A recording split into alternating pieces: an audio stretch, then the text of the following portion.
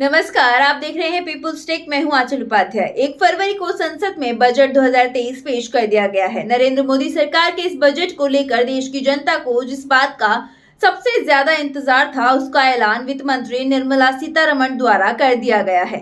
जैसी उम्मीदें थी वैसा ही हुआ। चुनाव से पहले आखिरी बजट में सरकार ने टैक्स में बदलाव कर मध्यम वर्ग को बड़ा तोहफा दिया है। सरकार ने टैक्स स्लैब में बदलाव कर 7 लाख रुपए तक की आमदनी वालों टैक्स से मुक्ति दे दी है। दरअसल सरकार ने न्यू टैक्स रिजीम के तहत आयकर छूट की सीमा को 5 लाख रुपए से बढ़ाकर 7 लाख रुपए कर दिया है। यानी 7 लाख रुपए की सालाना इनकम पर कोई टैक्स नहीं लगेगा। लेकिन अगर आपकी आय इस लिमिट से 1 रुपए भी ज्यादा हुई तो पूरा खेल बिगड़ जाएगा। सरकार के इस कदम के पीछे की कहानी आंकड़े बताते हैं। आगामी 2024 के लोकसभा चुनाव से पहले अपना आखिरी पूर्ण बजट पेश करते हुए मौजूदा सरकार ने टैक्स पेयर्स को बड़ा तोहफा दिया है। वित्त मंत्री के रूप में अपने कार्यकाल का लगातार 5वां बजट पेश करते हुए निर्मला सीतारमण ने टैक्स छूट की सीमा बढ़ाए जाने का ऐलान किया है। इसके तहत आयकर छूट की सीमा को 5 लाख रुपए से बढ़ाकर 7 लाख रुपए कर दिया गया है।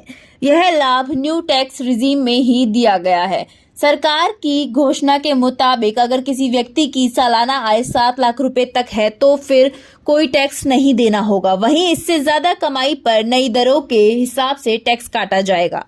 नए सिस्टम के हिसाब से 15 लाख रुपए वार्षिक आय वाले व्यक्ति को 1.5 लाख रुपए टैक्स देना होगा, जो पहले 1.87 लाख रुपए था। पहले से उम्मीद जताई जा रही थी कि सरकार इस बार के बजट में टैक्स को लेकर कोई बड़ा ऐलान कर सकती है। बजट 2023-24 पेश किए गए नए टैक्स स्लैब के मुताबिक 0 से 3 लाख की सालाना आय पर 0%, 3 से 6 लाख की आय पर 5%, 6 से 9 लाख की इनकम पर 10% और 9 से 12 लाख की इनकम पर 15% और 12 से 15 लाख रुपए की इनकम पर 20% और 15 से ज्यादा लाख पर 30% की दर से टैक्स देना होगा। इस हिसाब से देखें तो 7 लाख 1 रुपए की आय 2 टैक्स स्लैब के तहत दायरे में आएगी।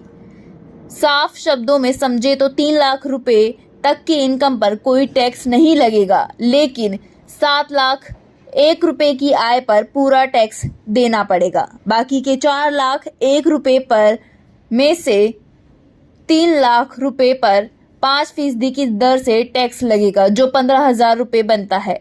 इसके बाद बचे 1 लाख रुपए पर 10% की दर से टैक्स लागू होगा, जो 10,000 रुपए होता है। इस तरह 7 लाख 1 रुपए की आय का आपको खेल बिगाड़ सकता है और इस पर कुल 25,000 रुपए टैक्स भरना पड़ सकता है। गौरतलब है कि टैक्स से सरकार की सबसे बड़ी कमाई होती है, लेकिन सरकार कर लगाने के साथ ही नागरिकों को इस बात की भी पूरी सुविधा देती है कि वह कानूनी तौर तरीकों का इस्तेमाल कर अपना टैक्स बचा सके।